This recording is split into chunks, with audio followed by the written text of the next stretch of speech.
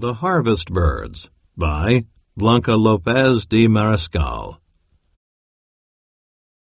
Juan was happy because now he had seeds to plant. He didn't scare away the Zanates the way the other farmers did. Instead, he gave them some of his leftover seeds to eat so they wouldn't be hungry. After all, the Zanates were his friends, and he cared for them very much. Grajo was always with him, giving him advice as he worked.